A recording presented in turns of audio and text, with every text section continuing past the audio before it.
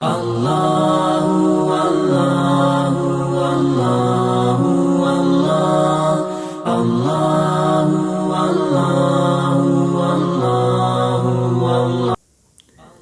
باللہ من الشیطان الرجیم بسم اللہ الرحمن الرحیم انما امرہ اذا اراد شیئا ان یقول لہ کن فیکون صدق اللہ العظیم۔ سورہ یاسین کی آخری سے پہلی آیت ہے انما امرہ اذا اراد شیئا ان یقول لہ کن فیکون۔ اللہ کا معاملہ یہ ہے کہ جب بھی وہ کوئی چیز کرنے کا ارادہ کرتا ہے تو کہتا ہے کہ ہو جا، اور وہ چیز ہو جاتی ہے۔ یہ آیت اللہ تعالیٰ کی قدرت، اللہ تعالیٰ کی طاقت اور اللہ تعالیٰ کے سپریم پاور کو بتاتی ہے، اس کو درشاتی ہے۔ ایک چیز اس آیت کے حوالے سے ذہن میں رہنی چاہیے کہ یہ آیت، جیسا کہ میں نے اس سے پہلے بھی کہا کہ یہ صورت پوری کی پوری صورت ایک جلالی صورت ہے۔ اس میں اللہ تعالیٰ اپنے جلال کا تذکرہ کرتا ہے، اس میں اللہ تعالیٰ اپنی شان کا تذکرہ کرتا ہے، اس میں اللہ تعالیٰ اپنی قوت، طاقت اور اپنے اقتدار اور اپنے ملکوت کی بات کرتا ہے، سپریم اتھارٹی ہونے کی بات کرتا ہے، اس کے مختلف دلائل دیتا ہے۔ ایک دلیل یا ایک بات یہ بھی ہے کہ انما امرہ اذا اراد شیئا ان یقول لہ کن فیکون۔ فلسفہ کن فیکون آپ مختصر سے الفاظ میں کہہ لیں تو اس آیت میں بیان کیا گیا ہے۔ کن فیکون کا فلسفہ کیا ہے؟ ہو جا اور وہ چیز ہو جاتی ہے۔ جیسے کہا میں نے کہ یہ اللہ تعالیٰ کی قوت کا اظہار ہے، اس کی طاقت کا اظہار ہے، اس کی قدرت کا اظہار ہے۔ یہ سنت نہیں ہے اس کی۔ دھیان سے سنیے، کن فیکون یہ اللہ کی قدرت ہے، سنت نہیں ہے۔ ہمیشہ اللہ تعالیٰ ایسے نہیں کہتا ہے ہو جا اور وہ چیز ہو جاتی ہے، بلکہ وہ کبھی موقع آتا ہے تو ایسے بھی کر سکتا ہے اور کرتا ہے، اور اس نے کیا ہے کئی مرتبہ۔ اس کے بے شمار دلائل ہمیں تاریخ میں، قرآن میں خود مل جائیں گے۔ مثال کے طور پر آسمانوں اور زمین کی پیدائش ہے، 6 دنوں میں اللہ تعالیٰ نے اس کو پیدا کیا۔ انسان کی تخلیق ہے، 9 مہینے اس کو ماں کے پیٹ میں رہنا پڑتا ہے، مختلف مراحل سے گزرنا پڑتا ہے۔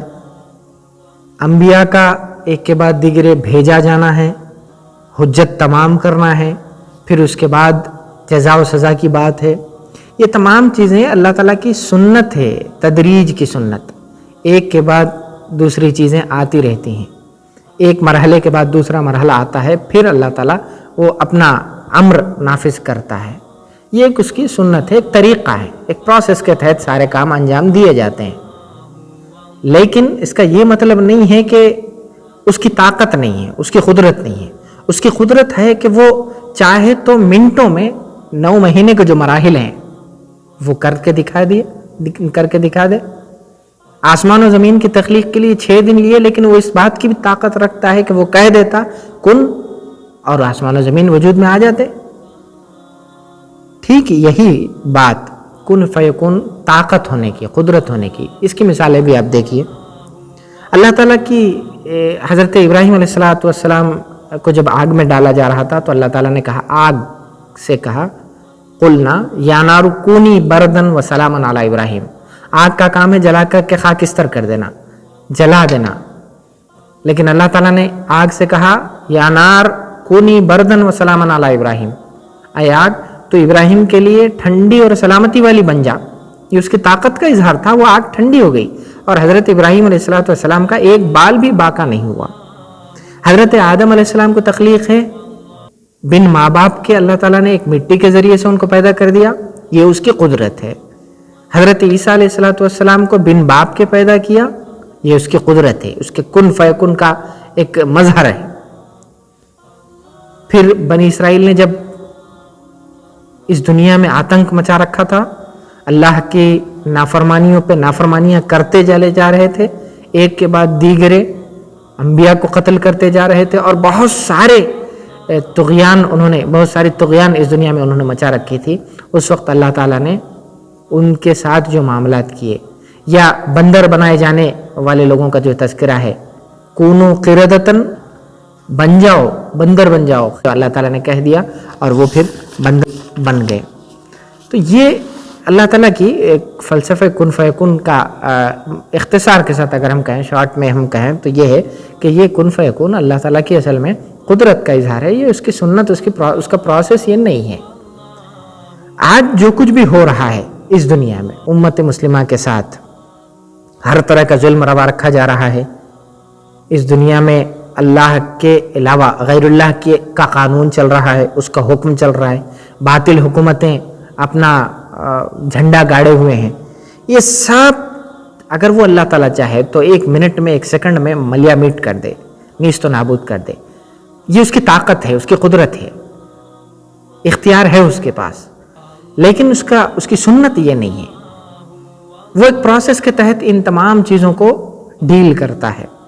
اس کی سنت یہ ہے کہ جس کے اندر دنیا چلانے کا ملکہ ہے، جس کے اندر دنیا کے امور کی باغ ڈور سنبھالنے کی طاقت ہے، قدرت ہے، انہی کو اللہ تعالیٰ وہ انتظام، وہ مملکت کے انتظام یا وہ امور سونپتا ہے اللہ تعالیٰ. اور یہ کہتا ہے کہ تم وہ کام کرتے جاؤ، وہ طاقت اپنے اندر پیدا کرتے جاؤ، ایمان کے ذریعے سے، حق کے ذریعے سے، اللہ تعالیٰ پر کامل اعتماد کرتے ہوئے تم آگے بڑھتے جاؤ، اور وہ دنیا کو چلانے، دنیا کا اقتدار سنبھالنے، دنیا کی باغ ڈور سنبھالنے اور ان تمام امور کو سنبھالنے کا ملکہ، وہ استعداد، وہ صلاحیت، وہ ایبلٹی تم اپنے اندر پیدا کرتے جاؤ.